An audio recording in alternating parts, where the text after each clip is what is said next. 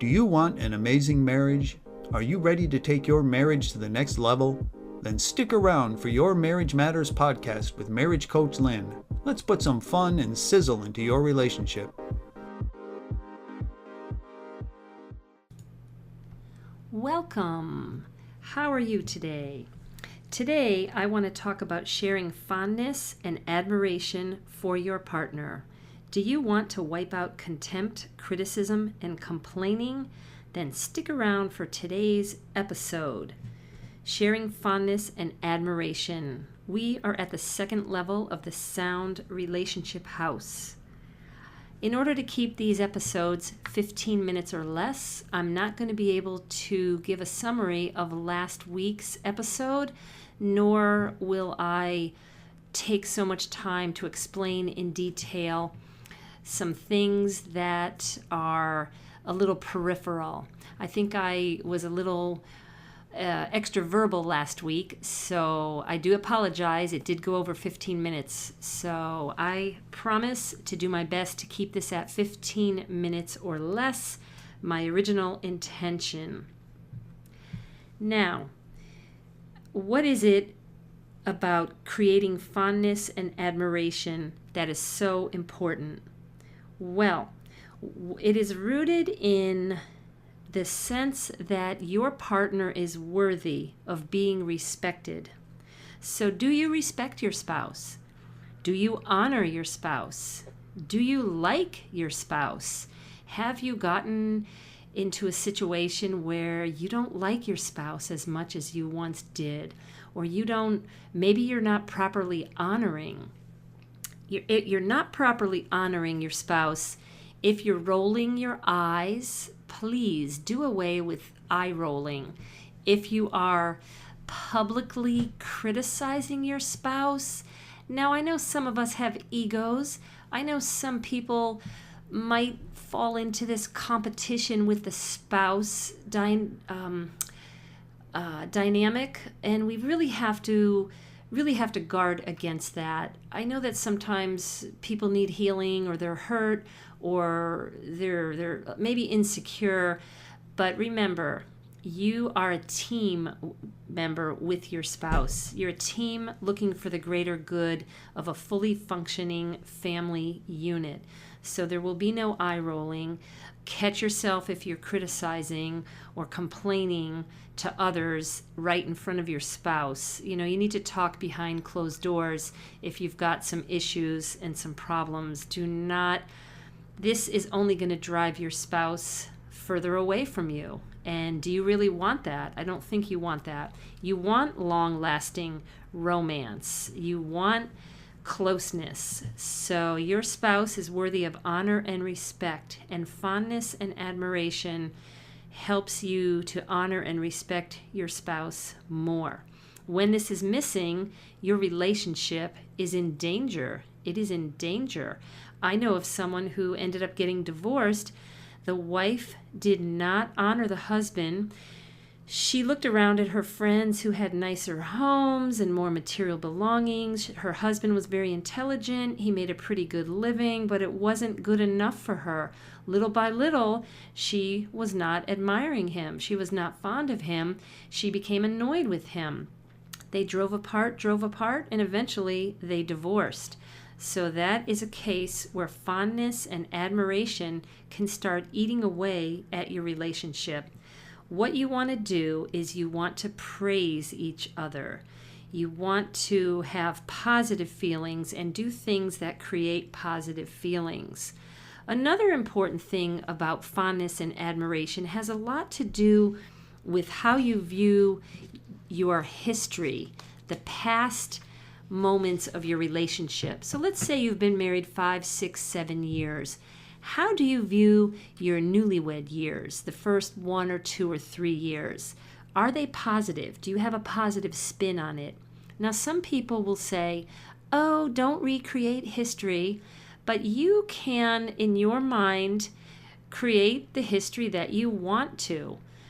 Now, I know that sounds like, well, is that phony? No, you are thinking back, and hopefully you can remember the positive times in your relationship. The people who have long-lasting relationships, the research has shown clearly that they look upon their first early years and their past history as very positive. Even if you had hardships, maybe you grew together, you overcame something together, and that's positive. You could have had traumatic times, difficult times with in-laws, maybe a health crisis, but in general, you view it as positive for the greater good of the two of you. Maybe you had hardships, but in the end, it was positive. So that's another way to help you create a climate of positivity and fondness and admiration.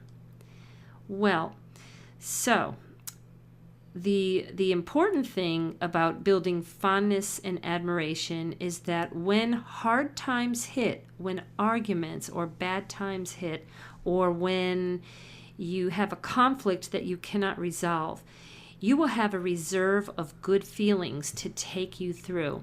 This is what I tell people that I feel like I personally have a baseline of happiness. I could have times in my life where things go up and down, and they might be down, but I'm still happy. I still have this reserve of happiness. So I know that I won't drop into a deep depression because I just have this baseline of happiness. And so I recommend that you try to develop a baseline and have a reserve of positivity, fondness, and admiration. Again, no eye rolling, no complaining publicly, no bickering and arguing with your spouse on end. It's just not creating behaviors of fondness and admiration. And again, remind yourself of your spouse's positive qualities. And tell them sometimes, verbally mention it once in a while. Like, let's just say your partner is really good at keeping chaos outside the home. Maybe you have two young boys who fight and have different personalities and just don't really get along. They're a couple years apart. And in the background, maybe your wife is doing a really good job at keeping it at bay so that it's not a chaotic, violent household.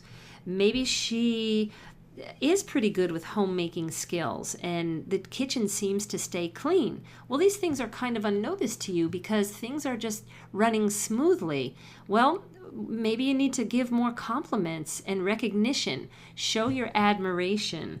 And so it's really nice to remind yourself and your spouse of the positive qualities, because guess what? We are going to be annoyed with each other. We know what each other's flaws are. Why waste your time bringing out the flaws and trying to change the flaws and remind them of what is annoying? Just, try not to focus on that. When you focus on that, then your relationship might deteriorate into negativity. So we are trying to work on fondness and admiration, respect. We want to keep the climate open. If you do not nurture fondness and admiration, what could happen? Well, your spouse could clam up and stonewall and just not want to have conversation with you and not communicate with you. Things are being extinguished. So your spouse is worthy of honor and respect. So just remember that contempt can be corrosive over time and it can break down your bond, the husband and wife bond.